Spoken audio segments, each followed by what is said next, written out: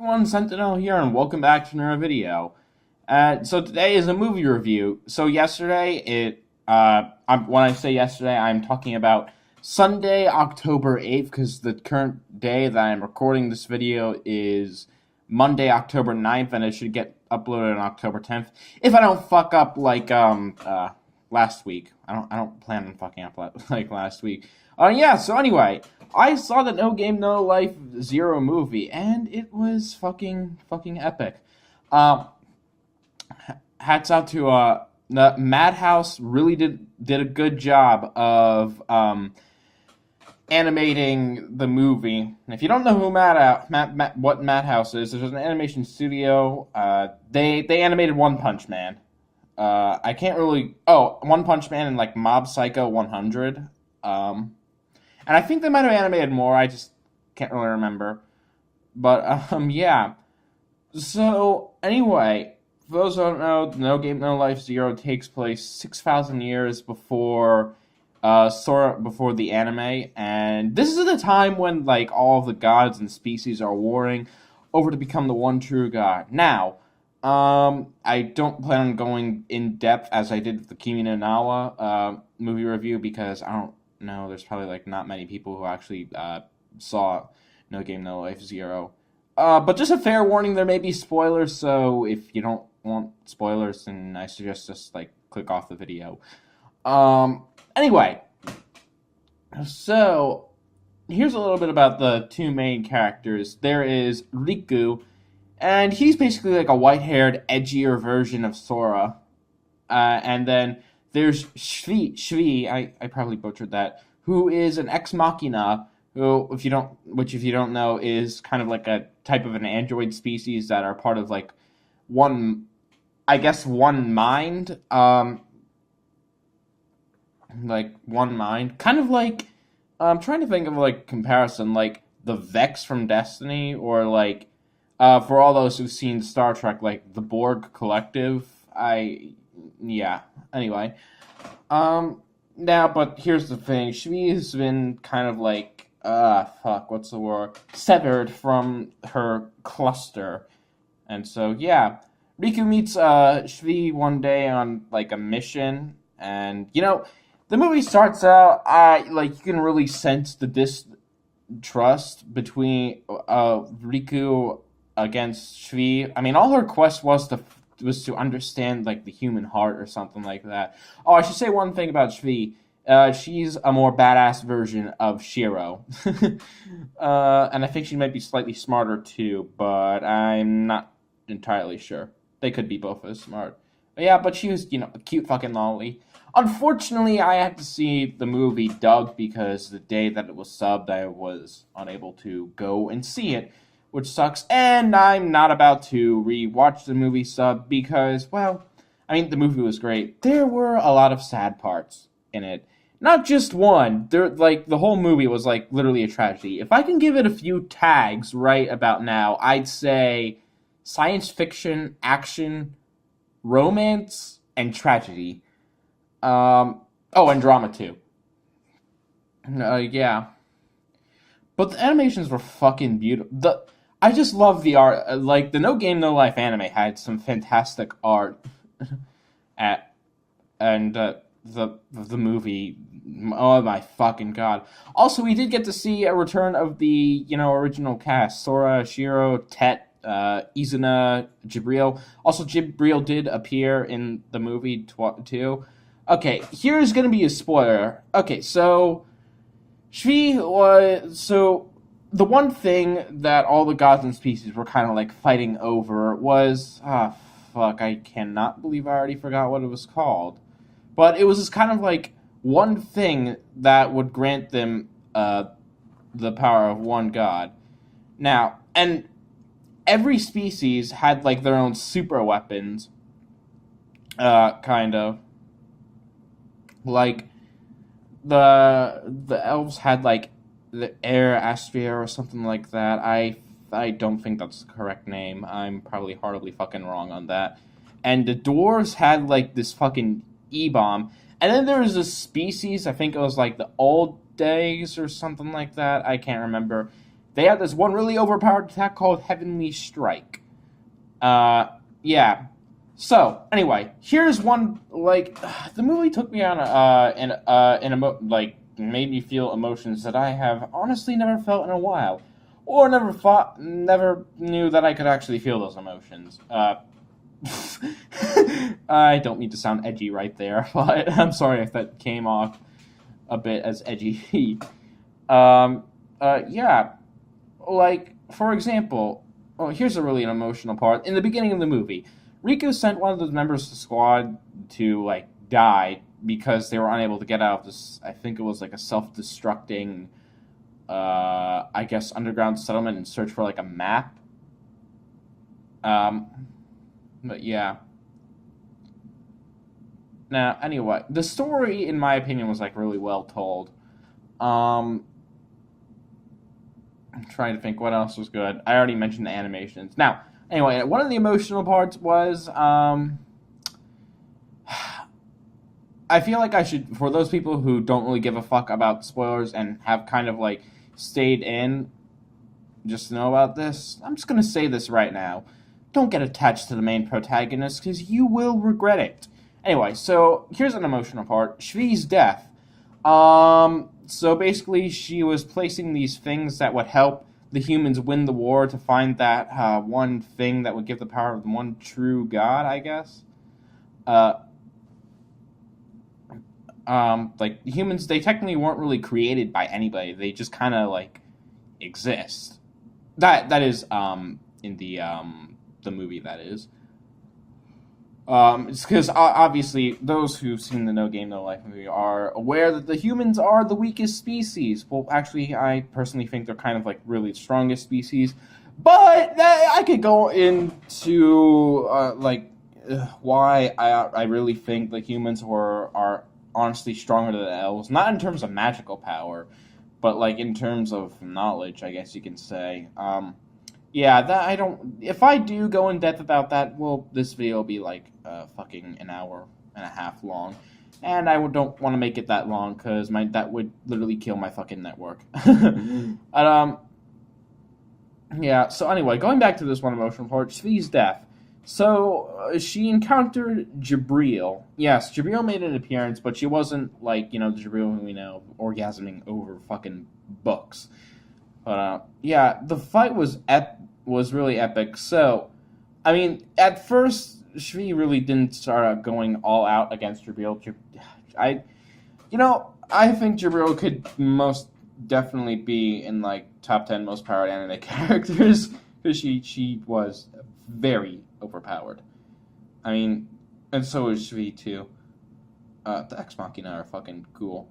But anyway, yeah. So on the brink of death, she was about to die, but like she started requesting to be reconnected to the Ex Machina collective, and that was like a fucking emotional part, because like the whole reason why she got severed, that her connection got severed, was because I can't remember what it was. I think she was like too kind of obsessed with trying to understand the human heart, if I recall correctly. God damn it! I wish I made this the same day as I seen the movie.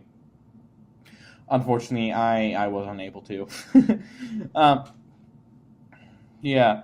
So they do. The leader of the Ex Machina, not the god that created them, but the leader said, just try and hold off as her connection gets reestablished, and then. Well, she becomes, for a little bit, this badass kind of like mech battle machine thing, and she nearly bested Jabril, but unfortunately, Jabril kind of like, she kind of, I don't know what the word is, she kind of succeeded over Shvi, I don't know, and eventually Jabril totally like fucking killed her. A little bit of overkill, but yeah, that was kind of sad because then like Shvi was kind of like, yeah, I mean this always happens. I don't know why this gets me so. I didn't cry for this whole thing, like I almost did, I honestly haven't really cried for any anime, or at least not that I can think of. Um, but yeah, she started like fucking reflecting on her life with Riku, a very short-lived life. They did get married in the anime. Um, I should say that. Anyway, I'm hearing weird noises. Sorry. um, but anyway, yeah. And then Riku finds out from the leader of the Ex Machina that Shvi has been killed, and so now it is now the time that comes around with the final battle. Oh, and by the way, I should say that the fight between Jabril and Shri was fucking epic and very well animated. Like I said, Madhouse did a great job. Um, what else? Now this is the time where the final battle is supposed to come around, where um this is like after Riku found out that Shvi has died. He kind of like teams up with the Ex Machina to put an end to this pointless war, as he said. And yeah. So basically, at this final battle, literally every single species kind of unleashes their huge ass weapons, like overpowered weapons that could literally destroy that whole world. Uh, Twice over. I just want to go off topic. I mean, it's kind of related, but the old ones, I can't remember what the fuck they were called, but yeah, they appeared, and the guy was like, "I am tired of this facade," and then they start unleashing the heavenly strike. I swear that guy sounded like fucking the English actor sounded like the voice actor for Darth Vader. Uh, yeah, it was fucking cool, and that was really well animated. So, using the Ex Machina and these kind of like the things that Riku and Shri were placing to access this one thing that was deep underground to put an end to this war. Yeah, he kind of like trapped the whole energy of that. In that case, he made the Ex Machina. I think they went extinct, which was kind of sad. But I mean, they didn't die in vain. So, and then he eventually reached down to the ground, but it didn't really work. Now, it was at this moment where he had like a time of reckoning, because for his whole childhood, he stated this multiple times in the anime, is that he felt like he was playing this game against this god of games, but nobody really believed that that god of games existed. Obviously, we know him as Tet, but yeah. Now he kind of like calls out to this god of games, and then he literally becomes this huge ass mech thing that nearly destroys the whole fucking world. I mean, that was a really well animated scene, if I do have to say so myself. Yeah. And then he eventually dies in the process. Oh, and here's a kind of, she wasn't really a major character, but Karine Dola, she's kind of like Stephanie's descendant, or not descendant, ancestor. And yeah, when Shvi and Riku got married, they had to like carve their names on this one stone, as well as Dola, as well as Karine. I'll get into more why that was relevant later on. Anyway, so yeah, he sacrificed himself to end, and eventually Tet kind of materialized. I guess you could say he saved the world, and then he eventually made humans their a race finally, and that's how the humans got their like race piece. Yeah, and that was the end. I mean, the whole thing was around Tet telling this story to Izuna in a game of chess. I fucking miss Izuna. She was fucking cute as fuck. Yeah. Telling Izuna this story of the two that many people believe to be a myth, but Tet says that that they were real, and obviously they were real. Otherwise, there won't be a movie. And then Sora and Shiro kind of like come and meet the two of them, Sorashiro and Stephanie. They kind of like make an appearance, and then I can't remember what happens next, but oh, Jibril comes in, and I think so. Stephanie had that stone that I mentioned that had Kareen, Riku, and Shri's names carved on them. Yeah, that kind of fell out, and Sora's like, "Well, who were they?"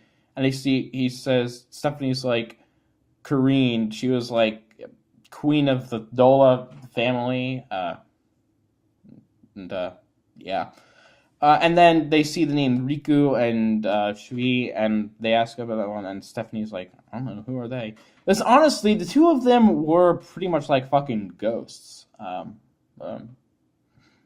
Yeah. So basically, what I'm trying to say here is that the whole movie was kind of about how the war ended and how the humans kind of like obtained their own race peace, and how the No Game No Life world came to be as we know it in the 2013 anime. Well, yeah. Honestly, now my final thoughts on this. It was a very beautiful anime. Not as good as Kimi no Na. Well, actually, yes, as good as Kimi no Na in my opinion. I'd probably rate it honestly a 10 out of 10. Honestly, it has like an 8.6 rating on my anime list, which is still pretty good. Anyway, so yeah, once again, Madhouse did a great job of animating it. The story was told very well, and the characters were great, and I regret getting attached to them. But yeah. So anyway, my name is Sinton. Like always, if you're new to the channel, subscribe. Also, just as important, leave a like and a comment down below. Also, for those who have seen the movie, comment down below what you thought of it. And yeah, see you all next time, guys.